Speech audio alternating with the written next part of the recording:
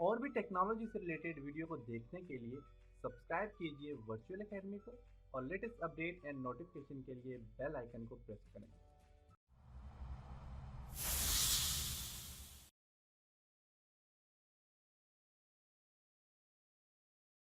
अस्सलाम वालेकुम dear students. आज के इस लेसन में हम हेडर फाइल को कॉन्फ़िगर करना सीखेंगे। प्रीवियस लेसन में हमने फेव आइकन के ऊपर काम किया था। व्यू ब्लॉग में जाके आपको बताता हूँ। प्रीवियस लेसन में हमने यहाँ पे एक फेव आइकन देखे जो कि ऐड हो चुके, इसके ऊपर काम किया था। तो मैंने आपको कहा था कि आप अपने सिस्टम को रीस्टार्ट करें, तो रीस्टार्ट करने के बाद आपका ये फेव आइकन ऐड हो जाएगा। इसके अलावा अगर आपके पास फिर भी ऐड नहीं होता, रिस्टार्ट करने के बाद भी ऐड नहीं होता, तो आप सी क्लीनर से अपने सिस्टम को क्लीन करें, क्योंकि इसकी कुछ फाइल्स होती हैं जो कि आपके ब्लॉगर की जो फाइल है वो इसकी सी ड्राइव में होती है, जो कि रिप्लेस पास टाइम नहीं होती। तो उसके लिए आपने क्या करना है, सी क्लीनर यूज करना है। सी क्लीनर यूज करने का क्या तरीका है, तो देखिए यहाँ पे मेरे पास सी क्लीनर है। इस वीडियो के नीचे एक सी क्लीनर डाउनलोड का ऑप्शन होगा, आपने उससे भी डाउनलोड करना है अगर आप मेरी वीडियो जो है वर्चुअल एकेडमी में देख रहे हैं तो।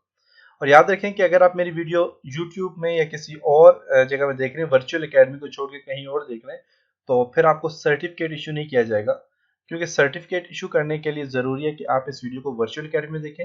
आप जब मेरी वीडियो वर्चुअल एकेडमी में देखेंगे तो आप वहाँ पे वेरीफाई कर सकेंगे। मेरी वर्चुअल एकेडमी में जब भी कोई वेरिफिकेशन करेगा उस सर्टिफिकेट की, तो वेरिफिकेशन करने के लिए आपको ज़रूर आपने जो है तो ये वीडियो वर्चुअल एकेडमी में देखनी है।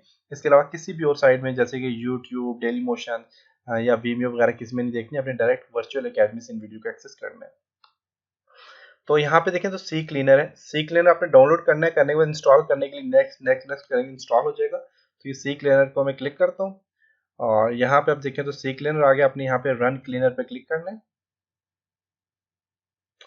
तो इसके लिए जरूर है कि आपने अपने जो ब्राउजर है इसको ऑफ कर ले, ठीक है। ब्राउजर को यहाँ से क्लोज करने के बाद आपने सी क्लीनर को इसी तरह रन करना है। 3-4 बार रन करेंगे। जब यहाँ पे कंप्लीट यहाँ पे 0 फाइल रह जाएंगी, यहाँ पे सारी फाइल रिमूव हो जाएंगी, तो फिर आप अपने ब्लॉगर को रिस्टार्ट करके ब्लॉगर देखना, तो आपको यहाँ पे पे आइकन ऐड हो जाएगा। अच्छा, आज के लेसन में हमने हेडर फाइल के ऊपर काम करनी है। जो हेडर फाइल होती है इसके ऊपर आप लोगो कैसे क्रिएट कर सकते हैं, लोगो कैसे डिजाइन कर सकते हैं और लगा कैसे सकते हैं, उसके ऊपर डिस्कस करते हैं। तो लोगो क्रिएट करने के लिए या फिर लोगो डिजाइन करने के लिए आप मेरी जो ग्राफिक डिजाइनिंग की वीडियो है जिनमें फोटोशॉप आ जाता है और कोरोला, इन दोनों वीडियो को आप जरूर देखें। उसमें मैंने लोगो आप कैसे क्रिएट कर सकते हैं उस पर मैंने कंप्लीट काम किया है, तो आप वो वीडियो जरूर देखें। तो यहाँ पे लोगो क्रिएट करने के लिए क्या करना है, आपने आपने यहाँ पे लेआउट पे क्लिक करना है और लेआउट में यहाँ पे आपका हेडर फाइल होगी, हेडर फाइल को अपने कॉन्फ़िगर करना है। तो यहाँ पे हेडर लिखा हुआ है, हेडर इसके पे एडिट के ऊपर क्लिक करेंगे यहाँ पे। तो यहाँ पे आ गया वर्चुअल एकेडमी और दिस इज ये इसकी ब्लॉग डिस्क्रिप्शन आ गई। तो आपने क्या करना है जी, फाइल अगर आपने कोई लोगो बनाया हुआ है, जैसे कि फोटोशॉप में ओपन करता हूँ, मेरे पास फोटोशॉप में लोगो बना हुआ है, ओके। और यहाँ से मेरे पास ये लोगो है, इसी लोगों को मैं काम करूंगा, ऐड करना बताऊंगा आपको। और इसको यहाँ से आप जूम करें, कंट्रोल प्लस करेंगे तो ये जूम होगा। और इसके लिए यहाँ पे देखें क्वेस्ट फॉर एक्सीलेंस लिखा हुआ है, इसको मैं यहाँ से सिलेक्ट करता हूँ और इसको मैं डिलीट कर देता हूँ। टेक्स्ट लेता हूँ यहाँ से मैं,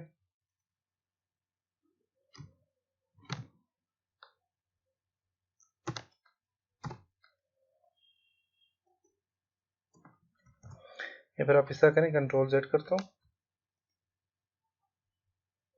स्ट्रीम में बैक जाता हूँ,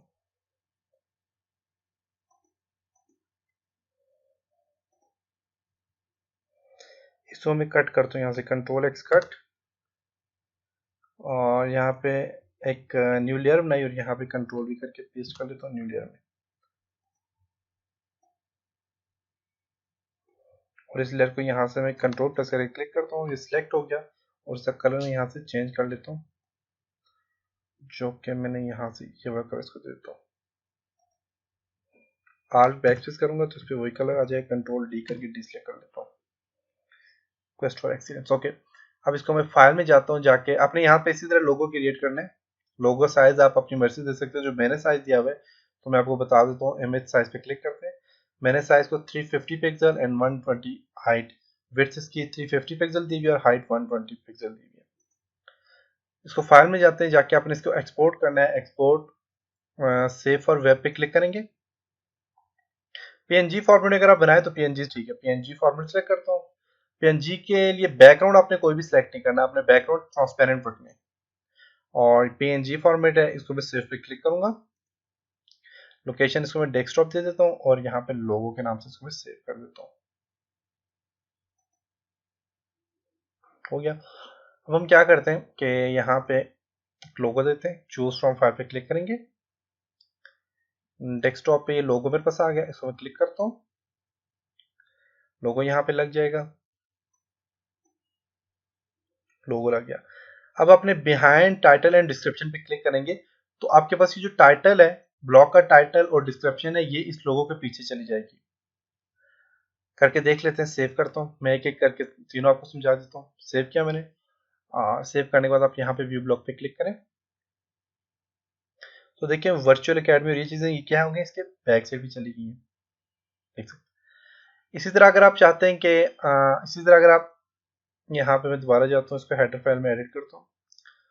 और अगर आप चाहते हैं instead of title and description और टाइटल के बजाय लोगो ही आ जाए तो आप इंस्टीड क्लिक करें और इसको यहाँ से आपने सेव कर लें। और आप जाके व्यू ब्लॉग में देखें तो देखें टाइटल डिस्क्रिप्शन खत्म हो गया, उसकी जगह सिर्फ लोगो आ गया यहाँ पे। इसी तरह अगर आप चाहते हैं कि जी आपके पास यहाँ पे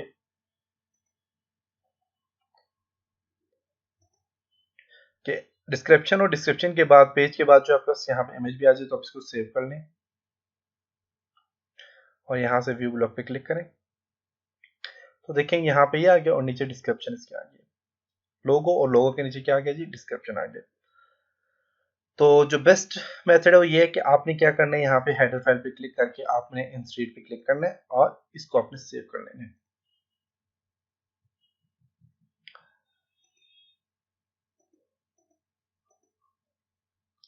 तो इसमें क्या होगा कि आपको सिर्फ और सिर्फ लोगो आ जाएगा और उसके नीचे कोई डिस्क्रिप्शन नहीं आएगी। तो ये बेस्ट मेथड है। तो आप इस तरह अपने लोगो क्रिएट कर सकते हैं और हेडर फाइल में ये लोगो ऐड कर सकते हैं। तो अगर आपने ये लोगो आपको क्रिएट करना नहीं आता तो आप मेरे कोरल्डा और फोटोशॉप की वीडियो जरूर देखें, क्योंकि उसमें मैंने बताया हुआ है कि आप लोगो कैसे बना सकते हो।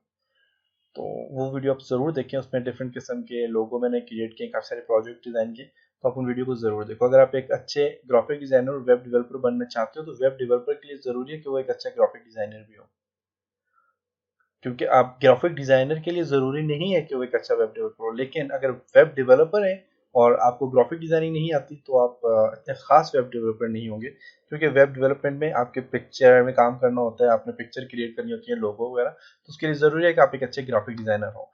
तो ग्राफिक डिजाइनिंग के लिए आपने कोर्स जो कि ग्राफिक डिजाइनिंग से रिलेटेड कोर्स है जिसमें फोटोशॉप और कोरोडा की वीडियो को जरूर देखना है। और उसके बाद एन पेज भी है, अगर आप उर्दू में टाइपिंग या उर्दू में लोगों में कुछ ऐड करना चाहते हैं, कुछ उर्दू में लिखना चाहते हैं, तो उसके लिए आप एन पेज की वीडियो भी जरूर देखें। तो इंशाल्लाह नेक्स्ट लेसन में मिलेंगे, तब तक अपना ख्याल रखिएगा, अपनी दुआओं में याद रखिएगा। खुदा हाफिज।